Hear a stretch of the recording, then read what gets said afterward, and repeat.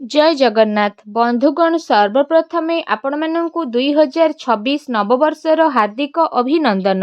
एही 2026 वर्षटी आपणଙ୍କ ପାଇଁ मंगलमय हेउ। बंधुगण आजिर भिडियो रे आमे जानिबा 2026 वर्षटी मकर राशिर व्यक्ति विशेषଙ୍କ ପାଇଁ विशेष भाବରେ किपरि कटिब से विषय। बंधुगण ही वार्षिक राशिफल वैदिक ज्योतिष शास्त्रर एवं ग्रहंकर स्थिति और गोचर गणना को नहीं आधारित अटे। यही वीडियो माध्यम रे आमे आर्थिक जीवन, वैवाहिक जीवन, क्यारियर, शिक्षा, व्यवसाय एवं स्वास्थ्य विषय रे विशेष भाव में संपूर्ण विस्तार पूर्वक भावे जानिबा। सेथिपई वीडियो को शेष पर्यंत निश्चय देखंतु।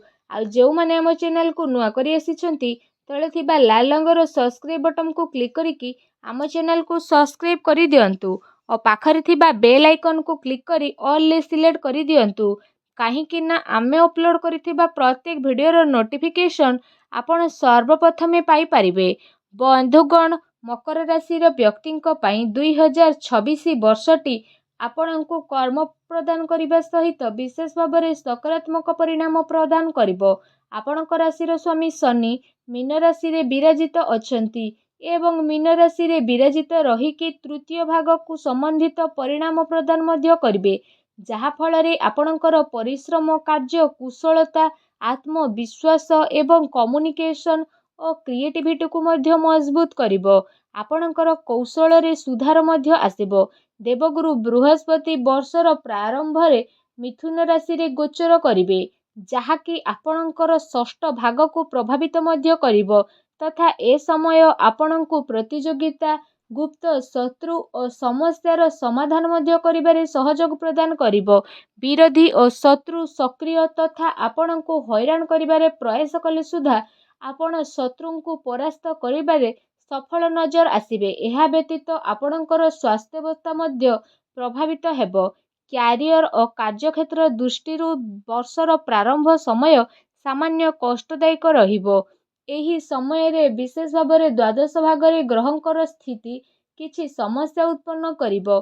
किंतु अन्य पक्षरे जदि कहिबा विदेश रु कार्य प्राप्तिर संभावना मध्य रहिछि एवं विदेश जीवार अवसर बा व्यवसाय संबंधित विदेश यात्रार मध्य जोग बनुछि। जनवरी रु एप्रिल पर्यंत समय विशेष रूप से महत्वपूर्ण साब्यस्त हेबो तथा ही अवधि रे आपणको परिश्रम अनुଯାयी फल मध्य प्राप्त हेबो। 2026 जून परे आपणकर आत्मविश्वास रे वृद्धि घटिबो। एही समय रे आपण निजर कार्य क्षेत्र रे उत्तम प्रदर्शन मध्य करिबारे सफल नजर आसिबे। काहेकि ना आपणकर भितरे नुआ ऊर्जार संचार घटिबो। एही समय रे आपणकर मानसिक स्थिति स्थिर रहिबो। ता सहित आपण विशेष रूप से भविष्य पाई योजना को क्रियान्वित करिबे आउ आगकू मध्य बढ़िबे। वर्षर मध्य भाग तथा जुलाई रु अक्टोबर पर्यंतर समय आपणक पाई विशेष भाव में लाभदायक रहिबो। एही अवधि रे आपण जहाँ भी कार्य हाथ को नेबे सेथिरे सफलता प्राप्तिर अधिक संभावना मध्य रहिछि। नुआ व्यवसाय प्रारंभ करिबा पाई इच्छुक व्यक्तिंक पाई एही अवधि उपयुक्त मध्य रहिबो एवं नुआ अवसरर मध्य आगमन घटिबो जहाँकि आपणकर क्यारियर क्षेत्र रे उन्नतिर कारण मध्य प्रदान करिबो। वर्षर द्वितीयार्ध समय व्यवसाय पाई अत्यंत लाभदायक सिद्ध रहिबो। सेहीपरि आर्थिक स्थिति दृष्टि 2026 वर्षटी मध्यम धरणर आपणଙ୍କୁ फल प्रदान करिबो। वर्षर प्रारंभ रे आपणकर खर्च रे मध्य वृद्धि घटिबो। परिवारर आवश्यकता रे आपण अधिक धन व्यय करिबे। सेथिपई वर्षर प्रारंभ समय रे अनावश्यक निवेश आउ व्यवहार रे सावधान रहिबा पई आपणଙ୍କୁ पड़िबो। काहेकि ना आपणकर आय तुलना रे व्यवहार वृद्धि मध्य पाइबो। एही अवधि रे धैर्य करी निरंतर प्रयास करिबार आवश्यकता मध्य रहिछि। व्यावसायिक पाई मध्य वर्षर प्रारंभ समय सामान्य दुर्बल रहिबो किंतु वर्षर मध्य भाग को स्थिति रे धीरे धीरे सुधार आसिबा पाई लागिबो। ग्रहंकर प्रभाव रे परिवर्तन कारणरू आपणଙ୍କୁ आर्थिक पक्षरे विशेष रूप से सकारात्मक परिवर्तन देखिबा पाई मिलिबो एवं परिश्रमर सकारात्मक परिणाम मध्य प्राप्त हेबो। वर्षर शेष भाग आपणकर संचित धन रे वृद्धि और नुआ कार्य को प्रारंभ करिबा पाई विशेष रूप से अनुकूल रहिबो।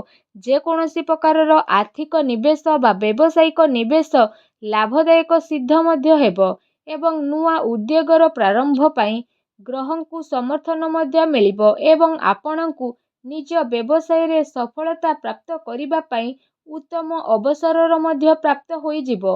ଆପଣଙ୍କ ଆୟରେ ଦ୍ୱିଗୁଣିତ ଲାଭ ପ୍ରାପ୍ତି ହେବା ସହିତ ଆର୍ଥିକ ସ୍ଥିତି ଆହୁରି ମଜବୁତ ହେବା ପାଇଁ ଲାଗିବ। କିନ୍ତୁ ଯେକୌଣସି ପ୍ରକାରର ଆର୍ଥିକ ନିର୍ଣ୍ଣୟ ବୁଦ୍ଧି ବିଚାରି ନେବାର ଆବଶ୍ୟକତା ରହିଛି। ସେହିପରି ପ୍ରେମ ଓ ବୈବାହିକ ଜୀବନ ଦୃଷ୍ଟିରୁ 2026 ବର୍ଷଟି ମଧ୍ୟମ ଧରଣର ଫଳ ପ୍ରଦାନ କରିବ। ବର୍ଷର ପ୍ରାରମ୍ଭରେ ମକର ରାଶିର ପ୍ରେମ ଜୀବନରେ ସାମାନ୍ୟ ଜଟିଳତା ଆଉ କାମୁକତା ମଧ୍ୟ ବୃଦ୍ଧି ପାଇବ। ଜାନୁଆରୀ ଓ ଫେବୃଆରୀରେ ପ୍ରେମ ଇଚ୍ଛାର ଭାବନା ମଧ୍ୟ ଅଧିକ ରହିବ।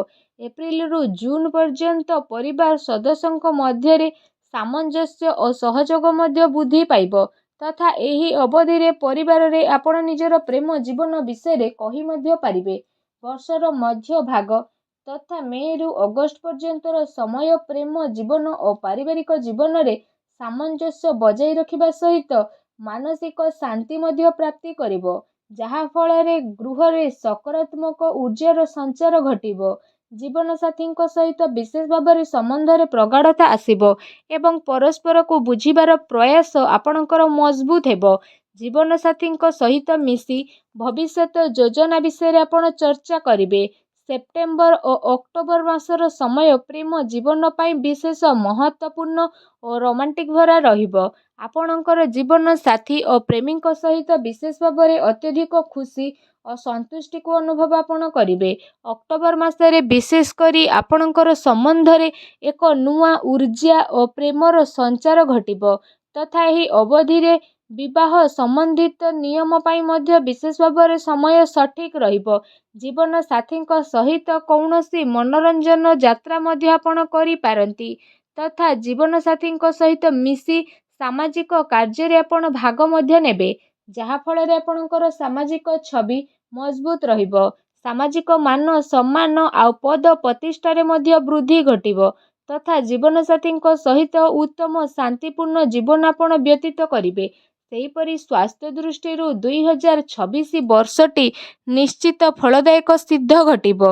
ବର୍ଷର ପ୍ରାରମ୍ଭ ସମୟ ସ୍ୱାସ୍ଥ୍ୟଗତ ଦୃଷ୍ଟିରୁ କିଛି ସଂଘର୍ଷପୂର୍ଣ୍ଣ ସ୍ଥିତି ନେଇକି ଆସିବ। ଜାନୁଆରୀରୁ ମାର୍ଚ୍ଚ ପର୍ଯ୍ୟନ୍ତର ସମୟ ଅବଧିରେ ଆପଣଙ୍କୁ ବିଶେଷ ସାବଧାନତା ରହିବାର ଆବଶ୍ୟକତା ରହିଛି। ଏହି ଅବଧିରେ କାଶ ଓ ଥଣ୍ଡା ଭଳି ଛୋଟ ଛୋଟ ସ୍ୱାସ୍ଥ୍ୟଗତ ସମସ୍ୟା ଆପଣଙ୍କୁ ବ୍ୟଥିତ କରିଦେବ। ଏହା ବ୍ୟତୀତ ଛାତି ସମ୍ବନ୍ଧିତ ସ୍ୱାସ୍ଥ୍ୟ ସମସ୍ୟାର ମଧ୍ୟ ସାମ୍ନା କରିବାକୁ ପଡ଼ିପାରେ। ବର୍ଷର ମଧ୍ୟ ଭାଗରେ ଆପଣଙ୍କ ସ୍ୱାସ୍ଥ୍ୟାବସ୍ଥାରେ ସୁଧାର ଆସିବ ତଥା ସ୍ୱାସ୍ଥ୍ୟାବସ୍ଥାରେ ଧୀରେ ଧୀରେ ସକାରାତ୍ମକ ପରିବର୍ତ୍ତନ ମଧ୍ୟ ହେବାକୁ ଲାଗିବ। କିନ୍ତୁ ବର୍ଷର ଶେଷ ଭାଗରେ ମାନସିକ ଚିନ୍ତାରେ ବୃଦ୍ଧି, ଥକାପଣ ଏବଂ ରକ୍ତ ସମ୍ବନ୍ଧିତ ବିକାର ପ୍ରତି ଆପଣଙ୍କୁ ବିଶେଷ ସାବଧାନ ରହିବାର ଆବଶ୍ୟକତା ରହିଛି। ସେଥିପାଇଁ ସ୍ୱାସ୍ଥ୍ୟାବସ୍ଥାର ବିଶେଷ ଧ୍ୟାନ ଆପଣ ରଖନ୍ତୁ ଏବଂ ସ୍ୱାସ୍ଥ୍ୟ ନିୟମର ପୁନଃ ପାଳନ କରନ୍ତୁ। ଆପଣଙ୍କ ପାଇଁ ପ୍ରତିକାର ହେଉଛି ଆପଣ ପ୍ରତ୍ୟହ ହନୁମାନ ଚାଳିସାର ପାଠ କରିବା ସହିତ ଶନିବାର ଦିନ ଶନିଙ୍କର ଆଗରେ ରାଶି ତେଲର ଦୀପ ଜଳାନ୍ତୁ ଏବଂ ଶନି ଚାଳିସାର ପାଠ କରନ୍ତୁ, ଶୁଭ ଫଳ ପାଇବେ। ତ ବନ୍ଧୁଗଣ, ଏହା ଥିଲା 2026 ବର୍ଷର ମକର ରାଶିର ବାର୍ଷିକ ରାଶିଫଳ ବିଷୟରେ। ଯଦି ଭିଡ଼ିଓଟି ଭଲ ଲାଗିଥାଏ ଆପଣଙ୍କୁ ତ ଲାଇକ୍, ସେୟାର ଆଉ ସବସ୍କ୍ରାଇବ୍ କରନ୍ତୁ। ଆଉ ଚ୍ୟାନେଲରେ ନୂଆ ଆସିଥିଲେ ଚ୍ୟାନେଲକୁ ସବସ୍କ୍ରାଇବ୍ ମଧ୍ୟ କରନ୍ତୁ। ଧନ୍ୟବାଦ।